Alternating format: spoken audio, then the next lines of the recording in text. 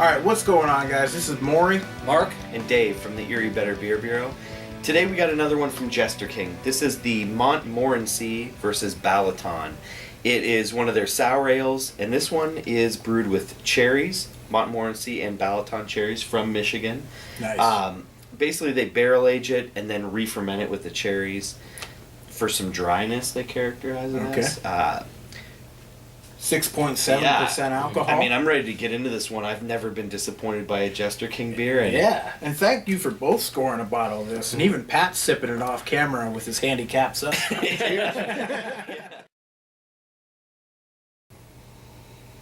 Wow.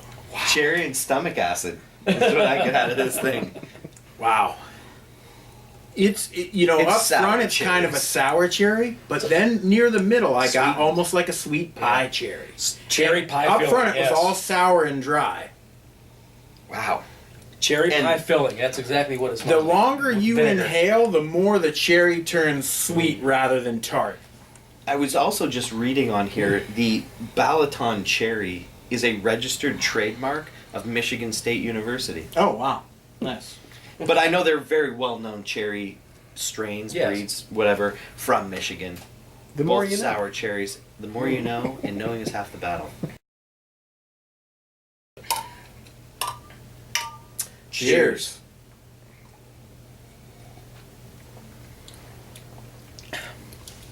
Wow. I'm actually getting some cinnamon now.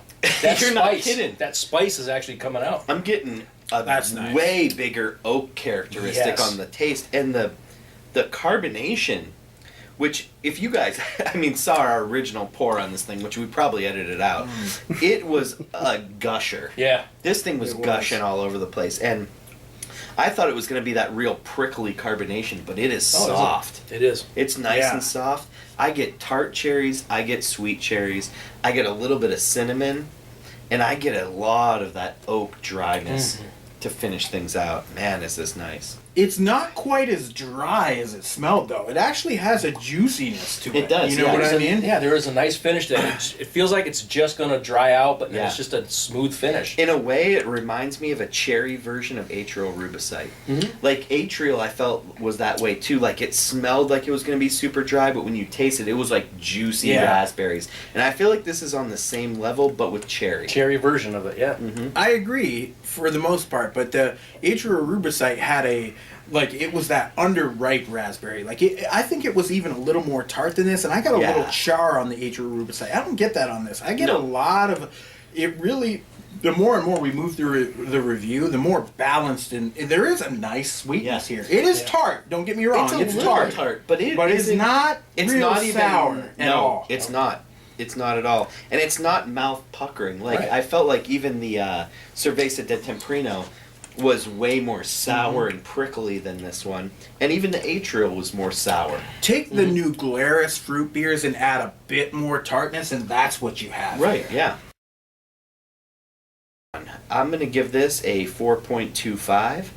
It's a great beer, and like Maury was saying, it's kind of towing the line between fruit beer and sour ale. However, I feel it's lacking a little sour. My opinion. I could use a little more funk in this one and maybe dial back. Actually, don't dial back the fruit. Just dial up the sour. Yeah. And but I do love the barrel characteristics. I'm getting a nice, now that we're progressing through it a little bit, I'm getting some nice oak tannins out of this one.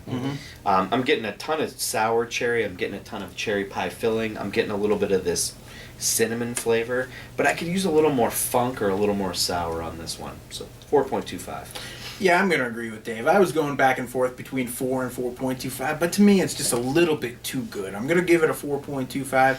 Kind of on the line, like I said, like a New Glarus fruit beer, or if you guys have had some of the Almanac sours that aren't real sour, they're more refreshing, that's along the lines of this beer here. We've had atrial rubicite and the grape one, and I think they were both a little more tart than this. So yeah, 4.25. I'm going to go up just a little bit. I'm going to give it a 4.5.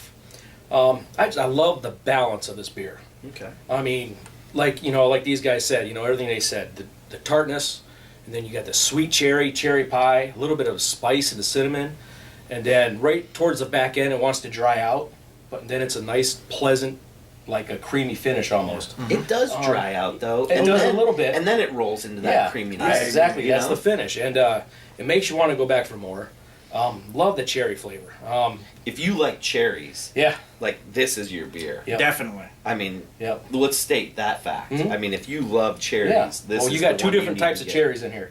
Really. Yeah, I'm going to give it a 4.5. I just think it's perfectly balanced, you know. So, Thanks, guys. No Until problem. next time. Cheers. All right, what's going on, guys? This is Maury.